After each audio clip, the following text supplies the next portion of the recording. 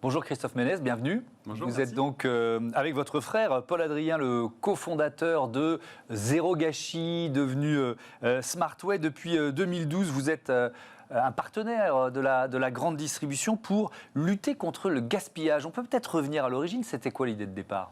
Alors l'idée de départ, elle était d'un œil consommateur. On faisait nos courses comme tout le monde et on voyait dans certains magasins des magasins qui pratiquaient des remises sur des produits en fin de vie pour éviter qu'ils ne finissent à la poubelle. Mais c'était pas commun, c'était pas dans tous les magasins. Et puis on était en 2012, donc c'était pas un vrai sujet de société. Donc l'idée de départ, elle a été de creuser cette thématique et de se dire qu'aujourd'hui il y avait encore trop de produits qui partaient à la poubelle. Quelques chiffres qui nous avaient fait un peu bondir et qui ont été actualisés depuis. Un quart de la nourriture qui est aujourd'hui produite est jetée. Et la grande distribution est responsable pour 14% du gaspillage alimentaire. Ça représente quoi pour un supermarché en termes de valeur, le gaspillage alimentaire ? C'est énorme. Alors, vous allez prendre un commerce de proximité, on va parler de 100 000 euros de produits jetés par an à la poubelle. Vous allez regarder un supermarché ou un hypermarché, on parle de 300-400 000 euros par an de jetés.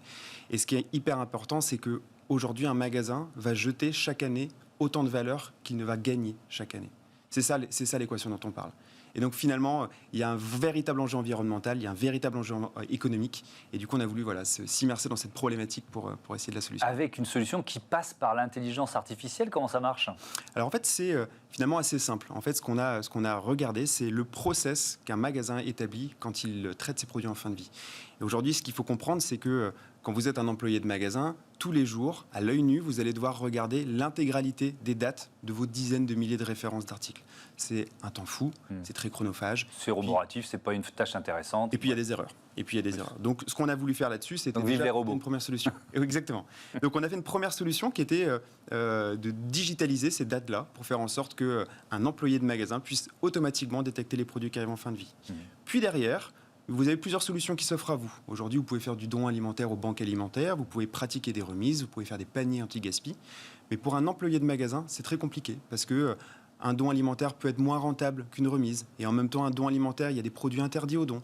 Par contre, si vous étiquetez tous vos produits en remise, vous n'êtes pas certain de les vendre. Et finalement, on a développé une première intelligence artificielle qui permet de prendre une décision tout de suite depuis le rayon, devant mes 20 paquets de yaourt, qu'est-ce que je dois en faire ? Et donc cette intelligence artificielle, elle va dire, tu dois en étiqueter peut-être 16 à moins 25% et en donner 4 directement aux associations. Donc ça, c'est le deuxième pilier sur la décision. Donc j'ai détecté, j'ai décidé. Et ensuite, vous avez des outils plutôt d'exécution métier. Aujourd'hui, il faut voir comment la grande distribution est organisée. Il y a peu d'outils sur le fait de pratiquer des remises qui soient bien interfacées avec le système de stock. Il y a peu d'outils qui permettent de faire des dons alimentaires tout en respectant la loi. Et donc, du coup, on a développé des systèmes d'étiquetage et des systèmes pour alimenter le don alimentaire avec des reçus. Et pour les salariés, ils ont quoi ? Une tablette devant les yeux ? Ils ont un smartphone ? En fait, on les équipe de terminaux et d'imprimantes. Et en gros, c'est hyper simple pour eux. On remplace une action manuelle et chronophage par des actions qui leur font gagner 4 fois plus de temps. Les décisions sont prises avec les outils directement. Donc c'est des lecteurs de code barre où on les digitalise et ça leur permet de rentrer ça dans leur processus. Qui sont vos clients ? La grande distribution, les grands comptes de la grande distribution ? Oui, tout à fait. En fait, on est vraiment spécialiste sur ce secteur. On ne touche que la grande distribution alimentaire. Donc on va travailler avec des magasins indépendants qui sont des Leclerc, des Système U, des Intermarchés. Et on va aussi travailler avec des magasins intégrés, donc là du Carrefour, du Auchan, du Casino. Donc ce sont eux et on va déployer nos solutions à l'échelle des rayons, donc des magasins, et c'est eux qu'on accompagne au quotidien. Alors vous venez de boucler, je le disais en titre, une levée de fonds de 10 millions d'euros. Avec quelle ambition ? Alors l'ambition, c'est qu'on a créé le premier Food Waste Management System, donc c'est la gestion anti-gaspi. C'est une plateforme technologique qui repose, comme vous le disiez, sur une intelligence artificielle qui permet de balayer tous ces concepts. Et ce qu'on se rend compte, c'est que le problème du gaspillage alimentaire, il n'est pas que français, il est mondial. On a commencé à déployer certains pays, la Russie, la Roumanie, l'Espagne, le Portugal. Et donc, il y a une demande sur les magasins alimentaires partout en Europe. Donc, on veut y répondre. Ça, c'est le premier enjeu. Deuxième enjeu, sur l'intelligence artificielle, on a déjà une longueur d'avance. On est un leader technologique, mais on veut encore avancer sur cette R&D, recherche et développement. Donc on investit beaucoup plus massivement sur des profils de chercheurs, de data scientists. Et puis troisième enjeu, c'est encore plus de satisfaire nos clients. Donc là, on recrute encore plus d'équipes locales qui accompagnent nos magasins en physique, en propre, dans les points de vente. Ouais. Donc c'est ça les trois enjeux. C'est l'international, c'est la R&D et puis c'est l'amour du client. Alors on va les détailler un petit peu et je reprends quelques-uns des chiffres. Donc vos solutions, peut-être qu'ils sont un peu datés d'ailleurs nos chiffres, on va vérifier. Ils sont des solutions déployées dans 400 magasins en France. Je dis ça parce que l'info qu'on avait, c'est que vous étiez présent dans 4 pays, France, Espagne, Portugal, Belgique. Vous venez de m'en citer 2 autres, la Russie, la Roumanie.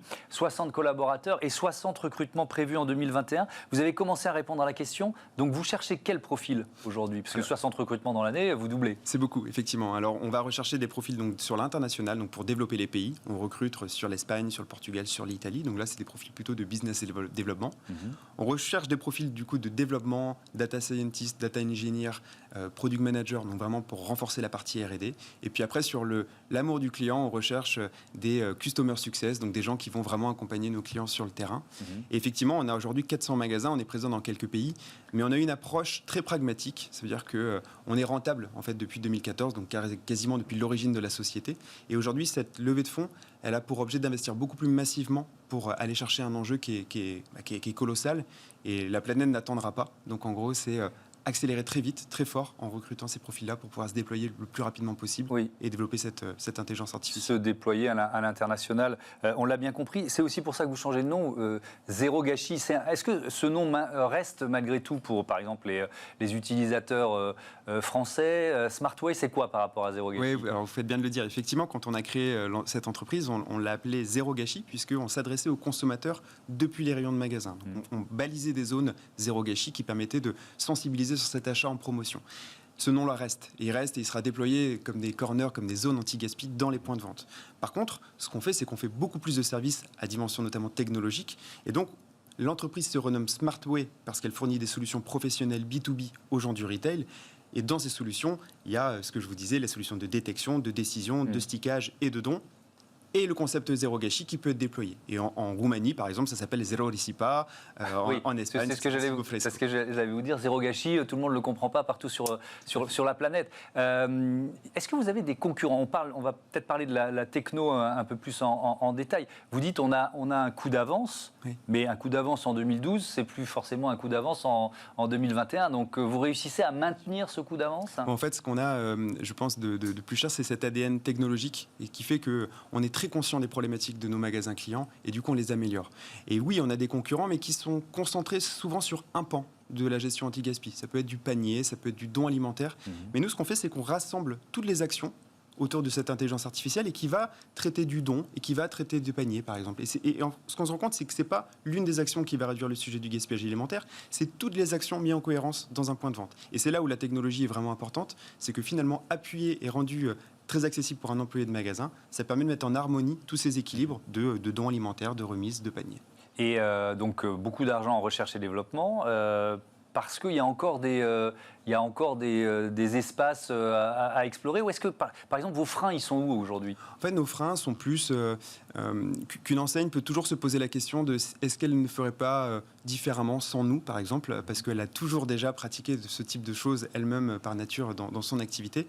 Mais donc nos freins sont plutôt de sensibiliser les enseignes à prendre conscience qu'on peut largement améliorer. Et aujourd'hui, c'est ce qu'on voit, c'est qu'en fait, le coût du gaspillage, il se situe dans leur poubelle et dans leur compte d'exploitation. Et que systématiquement, quand on déploie un service, notre promesse, c'est de leur faire gagner de l'argent. Et c'est ce qu'on arrive systématiquement. Donc je dirais que nos freins sont là, mais ils se lèvent petit à petit. Mais ça, ce ne sont pas des freins technologiques? Non, ce ne sont pas des freins technologiques. Je veux dire psychologiques, mais bon, ou commerciaux, on peut appeler ça comme on veut. Et donc, côté techno, j'ai du mal à voir où est le potentiel de développement. Alors, le potentiel de développement, c'est que la recherche, en fait, on va par exemple, quand on doit prendre une décision sur mes 20 paquets de yaourt que je dois pratiquer une remise anti-gaspi ou un don alimentaire, ce qu'il faut savoir, c'est qu'il y a différents critères que vous allez analyser pour savoir ce qu'il faut en faire. Quel est le degré économique de vos produits? Quelle est la météo aujourd'hui? Est-ce qu'on est en début ou en fin de mois? Les consommateurs ont eu leur paye ou pas leur paye? Est-ce qu'on est sur un magasin qui a beaucoup de consommateurs aujourd'hui et donc beaucoup de ventes attendues ou pas beaucoup? Est-ce que vous avez une association qui est proche et qui est en capacité de récolter tous ces produits? En fait, tous ces facteurs-là, donc ça, ce sont des caractéristiques internes et externes au magasin. Il y a aussi des caractéristiques liées au produit. Est-ce que c'est une grande marque? Est-ce que c'est un produit qui est connu? Et donc finalement, quand on vient analyser tous ces facteurs-là, c'est ce qui nous permet de prédire la bonne décision. Et ce qui est important là-dessus, c'est que quand on a mis au point cette intelligence artificielle, elle-même est plus intelligente que nous. Parce qu'elle-même, elle guide à chaque décision qu'un employé doit faire. C'est elle qui guide le choix qui est le plus profitable.